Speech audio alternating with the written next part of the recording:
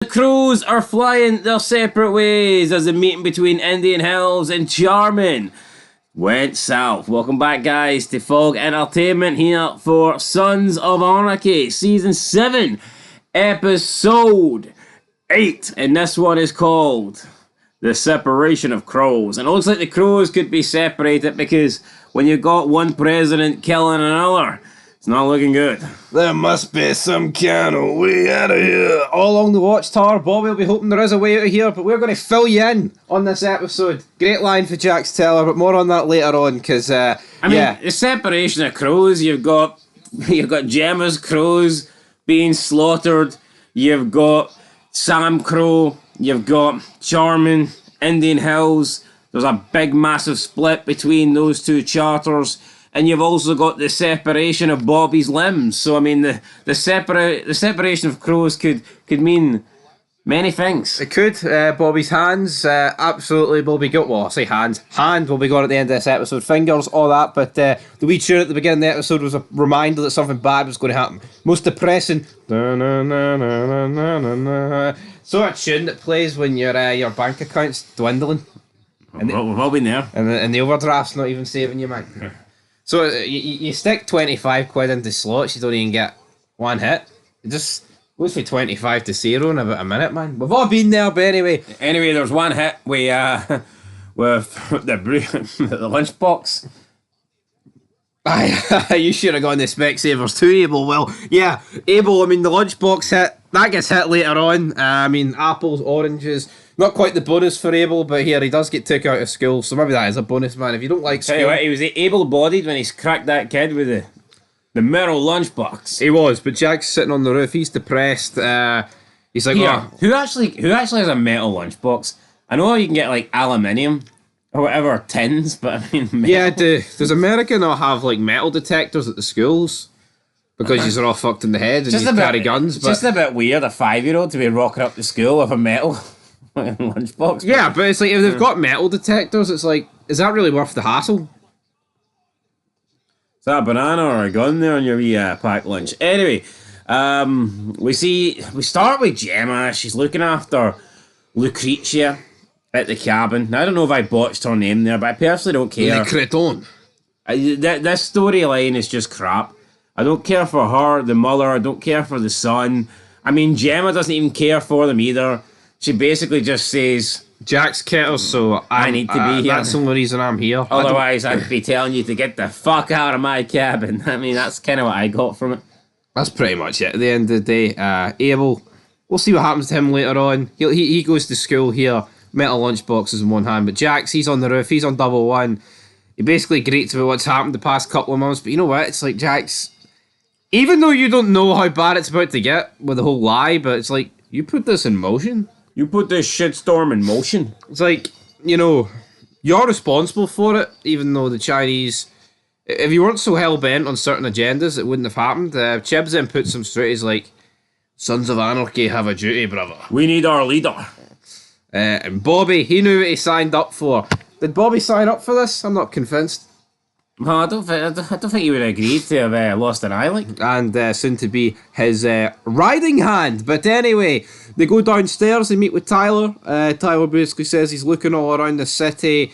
But yeah, if you don't produce any of the evidence about the construction site where the body is, well, they're going to take another part of your man. Bobby's going to lose another limb in the next 24 hours. And it's like, see, at this point, why not just give up the location? Like, I know you lose your leverage, right? But at the same time, is that not worth Bobby's right hand? I mean, it is, but you could argue the leverage is pretty much all that maybe the Suns have from August Marks just going on a full warpath against them. No? True, but... Because at this point, August Marks pretty much already knows that they betrayed him. And they've been working against him.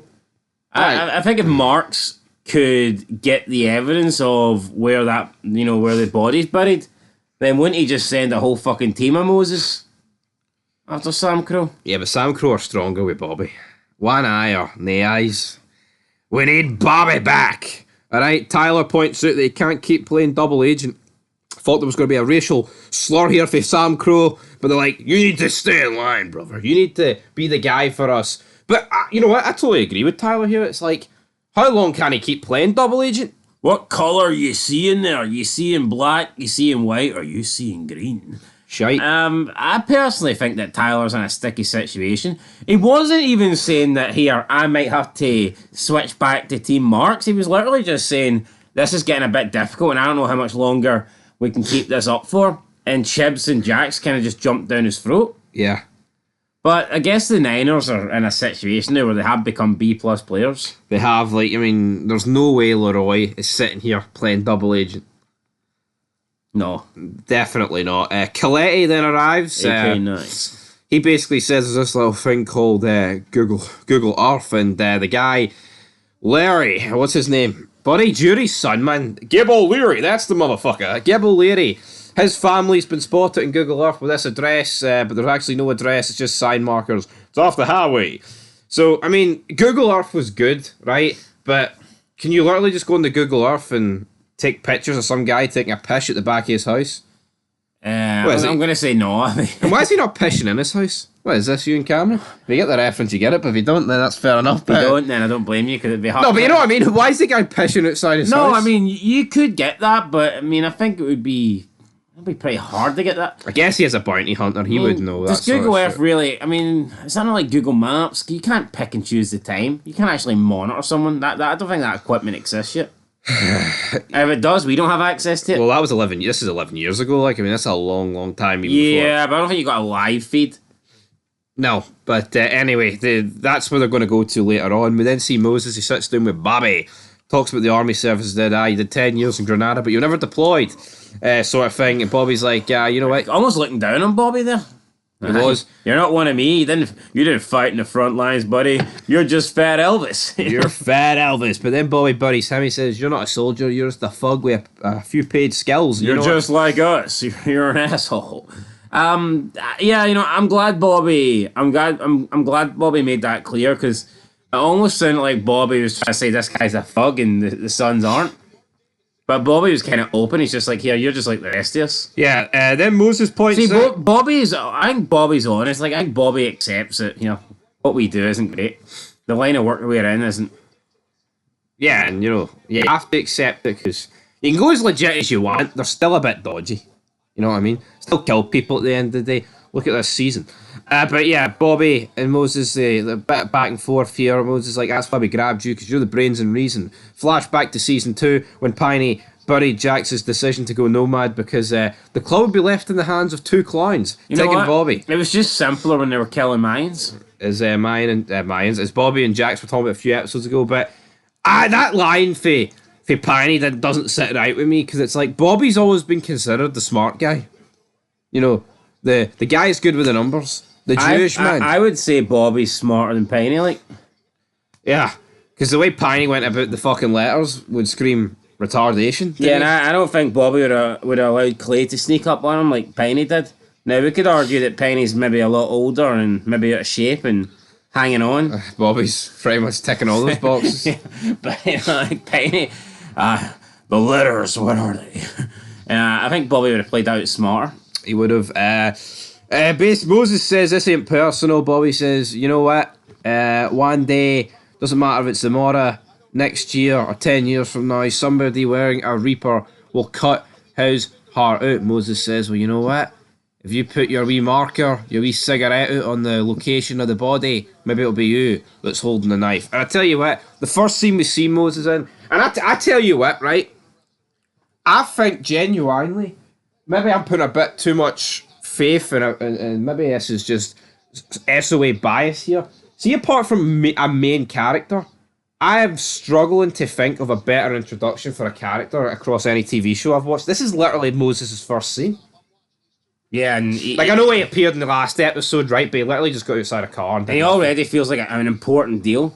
Yeah, and it's like, yeah, great scene between him and Bobby here. And he feels like a badass without really doing anything. You know, he's not. It's not like he's Negan where he's wielding the baseball bat. Yeah, he's got this like intimidation, presence, respect. He commands it. Yeah, absolutely. Also, Coletti did say that can Bobby whip out more money for the kids' inhalers. And they're like, Bobby will sort that. But Bobby's being tortured right now, so I don't know if Bobby's going to get those inhalers. Gemma, those... It's actually mental just how much like medical bills and all that shit cost in America. Is that if it's depressing team inhalers like $500, I think. Oh, well, Bobby needs to. He's not sending enough. I mean, $500 for a fucking inhaler, man. That's one thing. Aye, In the UK, get that. Here you go, free. See America. Well, America's the land of the free. I think it's the land of the imprisoned because America's literally just a fucking experiment, isn't it? American dream, aka fucking give us all your money, Uncle Sam, buddy. Gemma then goes to the school, basically buries the teacher and says, maybe next time I'll teach him to hit you in the face with a fucking metal lunchbox. You know what? Gemma's just... This is not called for. Abel legitimately beat up a kid, could have done him serious harm, and I don't think the teacher was out of order, she wasn't really criticising Abel that much, she wasn't saying that Abel's a bad kid necessarily, and just Gemma being so, I don't know, evil. Fuck, I mean, I don't know evil, but she's very, just strong-willed or whatever, refuses to, back down or accept that here, maybe her perfect little family ain't so perfect. I think it was more here. No, but I'm the one that killed Tara, so if he's acting out because of Tara, I'm going to try and distance myself from her. Yeah, but, she treats the sons like they're fucking angels and they can do no wrong, and it's just our core wee group there. Fill him in. Yeah, so basically just threatens the teacher, next time I'll teach him to... And the teacher's like, well, that's where he gets it from. Of course it is. Of course it is. Anyway, but then the sons ride out to Big Georgie Egan's compound. They get into a bit of a shootout. We got no beef with anyone that's in there. Then a kid rides up. Yeah, boy, how you doing, boy? You stupid idiot. They then take my gunpoint, bit of a back and forth. They then give the kid over. I thought Gibbs' mum was an arsehole here. Yeah, this George guy I thought was well finished, and he seemed pretty calm. He did say that, here, let the kid go and I'll put the gun down. Yeah. And she came out, tried to steal the show. I'll murder you in your sleep, old man. It's like, hold on. He looks about 20 years younger than you. I believe she's the same actress that was in the Breaking Bad episode. I think so. Well, she looks like a junkie, aye. The one the with vending machine? Aye, yep, that's the one. The ATM. Tell you what, looks like a bag of shite, but good for these kind of roles. Yeah. But she points out that Gib O'Leary was her son, and his father was actually a member of your club. Everyone's like, well, who could it be? I mean, if it wasn't Jury, I'd be like, well, who's it going to be? Liam O'Neill? Fucking, shite, McGee? Of course it was going to be Jury. So SAMCRO discuss it. After this, they say, we're going to pay our respects to Jury in person. Rat Boy lies about how I did boot camp with that motherfucker. We get Tig, Happy, Chebs, Jax, explain what's going to go down. Jack's like, right, you know what? Ring Indian Hills, meet us halfway, but only bring us VP. We'll say it's something to do with triads. Chebs is like, what you going to do, brother? And then Jack's like, find out if our rat's wearing a Reaper. So they meet them halfway. For me, we get one of the best scenes of this season. Hell, that I could say show. So no, this is actually one of my favourite, definitely one of my favourite scenes of the season. Great scene overall. I just wish Jury was in it more. Yeah. I think Jury's a great character. He is. Only in what? He isn't. I think he's in 5 episodes overall. Well, him, and not a lot. I mean, what?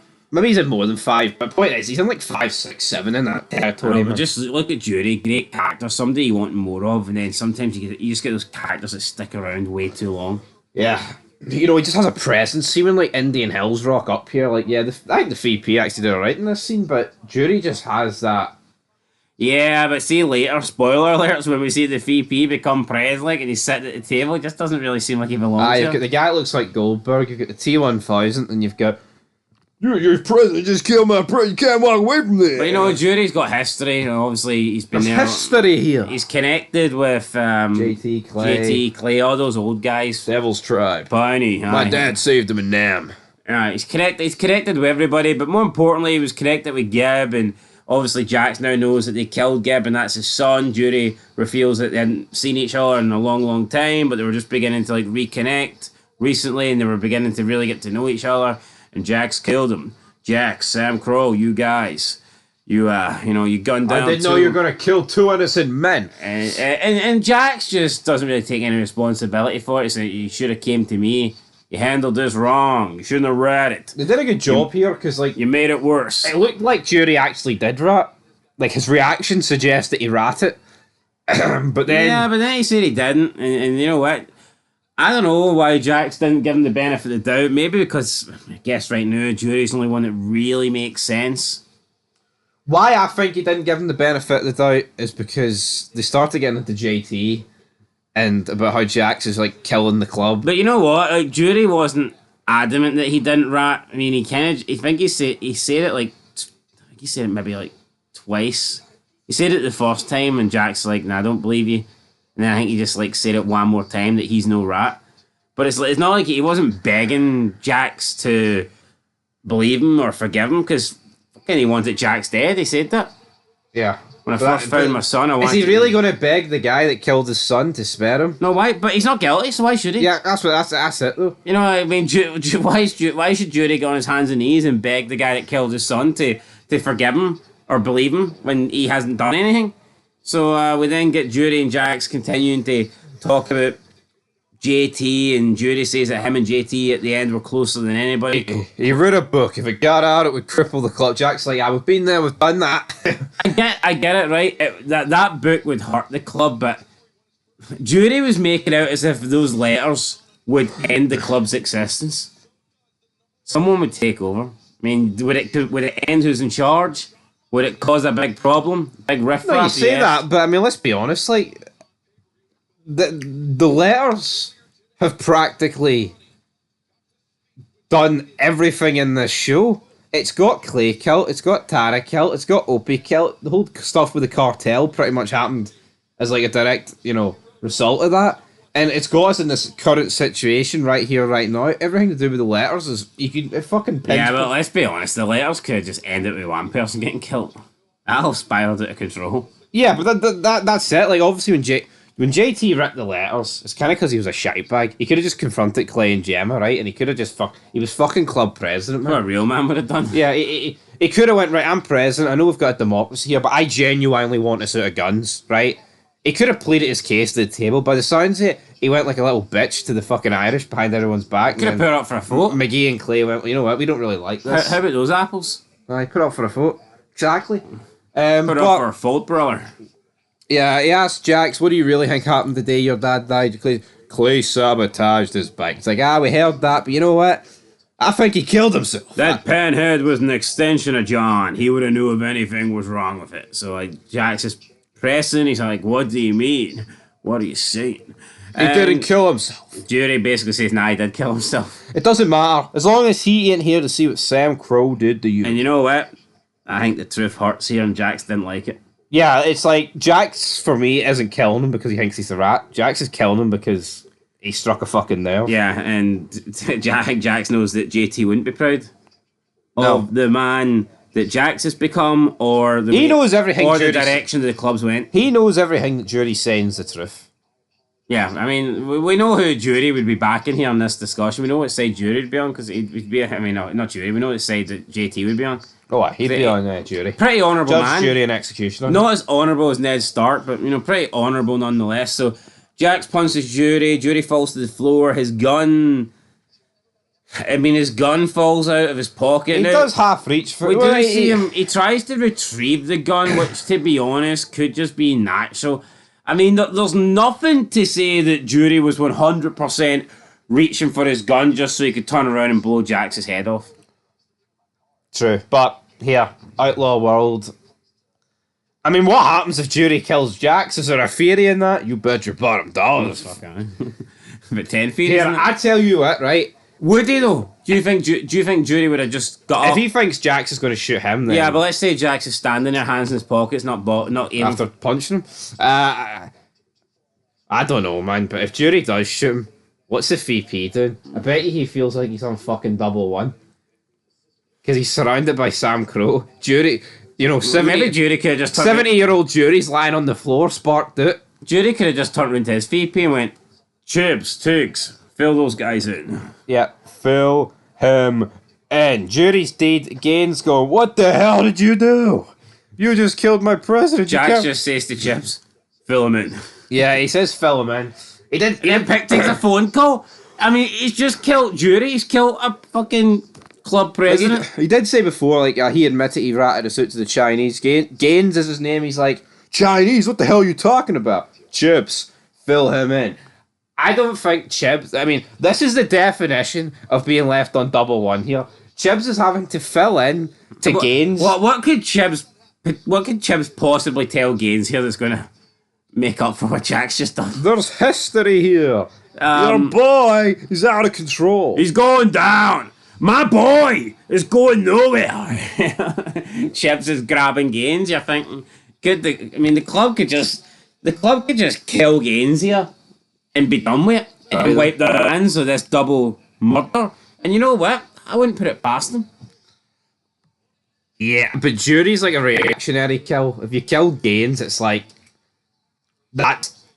You know, that condemns the whole charter. You know what I mean? Yeah. Let's be honest, right? I don't think Jack's killing Jury is that bad. I think it's bad, don't get me wrong. But I think if SAMCRO killed Gaines here, it kind of borderline outweighs anything Clay ever did. You know what I mean? Like, I think Clay killing Piney was like... It was kind of self-defense to a degree. It was like, I'm protecting myself here, Piney. If they kill Gaines, it's like... Fuck it. It's out now murder, brother. I think if they kill Gaines here, it's worse than anything Clay ever did. Mr. Mayhem. No, I'll be honest. Do you not think so? Like, I know Clay dropped his fair share of fucking members, by the way. I mean, fucking this... And you could fill a fucking... morgue? A graveyard, like, literally. But, yeah, Gaines, he's no happy. He's down beside Jury. Jury's the true guy left on double one. He's bust. It's all over for him. SAMCRO rock up to the house. The crews are dead. Abel and Thomas are alright, though. No, son, it's safe. Jax is kind of upset about this. But yeah, I mean... Fill him in, man. I can't believe he fucking said that. That's just showing complete disfucking respect. Yeah, he's just killed a club president. I almost feel like that's fucking worthy of a mayhem, folk, man. We then see Unser and Jarry meet with Juice. Juice says that he wants to go to Stockton, but he wants protection, and he'll give up who killed Tara. He gives up Chris Dunn, but then he says he'll give up the murder weapon and also the other name if I get my deal. Unser then puts two and two together and says, well, you know what? The club must be using him to get the Lynn because he's in Gen Pop in Stockton. And then he says, you know what? Yeah, we might be getting close to solving this, but between Juice and Gemma, there's a piece missing. Oh, I wonder what the fucking piece missing is, Unser, by the way. He's been helping him this whole time. Come on, Unser. You're smarter than this. He is smarter than this, but it actually has to be studied how much better a detective Unser is after he actually retires. No, definitely. Like 4 to 7 seasons compared to 1 to 3. I don't think he accomplished anything in the first 3 seasons. Absolutely not. But Moses then rocks in on Bobby. Bobby didn't put his wee cigarette out on the location. Moses like, Jack's called. He made the mistake of thinking the terms were negotiable. So 2 big fucking black guys. I mean, we are talking like 6'6" here. Get Bobby on the floor. It's not quite Bobby Lashley. It's Bobby Munson, and he just saws his left hand off. Good night. Fingers. All the fingers. I mean, pretty much half of his left hand, so pretty much Bobby would not be able to ride here. Unless they got him like an automatic bike. That's his... An old fat boy on an automatic fat boy. Yeah, that's his, riding hand. We're back on the roof of Red Woody. Chips tells Jax, right, some of the other charters... Can you not just get a bike where the sidecar? No, where the clutch is on like the other handle, no? They can worry about that when they get Bobby back, but Chips points out that, you know what? To Indian Hills, it looked like murder, brother. To us, it looked like a very sticky situation. That's one way of fucking putting it. Sticky situation and all that. They got out of control. He says the way Jury was killed will raise questions. You bet your fucking bottom dollar it will raise questions. And then the episode pretty much ends, folks. There was good conversation between Wendy and Nero. He says that Jax will never let them leave. Wendy says that, and then Nero points out, he says, after today, how could he let them stay? And then, there must be some kind of way out of here. Now. And then, yeah, you've got Juice squishing a cockroach, and then the episode ends with another box filled with Bobby arrives on the rooftop. Jax truly left on double one. Moses should have filled him in. But Jury's dead, and that is how the episode ended. What's this one called? The Separation of Crows. Much better than episode 7 for me. There was a lot less than mother and son, and yeah, this was good. I've no complaints. Yeah, I'll give this one. Ooh, I'm gonna give this one. Give it an 8 out of 10. I'll give it a 9, 8.5. I think that's probably the fair rating, 8.5. Just wish we got big more, step up for the last one. Wish we got more Jury though. No, I agree as well. But you know what, guys? Big Jury. Well, I think there could be a few fids coming on Jury. But what do you think? Should Indian Hills have rocked into Charmin here and fucking laid the smackdown? Well, mine's MC, like, it would have been a big charter for themselves, all at war. Of course there would have been. But anyway, that's us, guys. Only, 5 episodes left of Sons of Anarchy? 2.5 years ago we started this, and we're soon at the end. But Jury met his end. Till next time. Peace.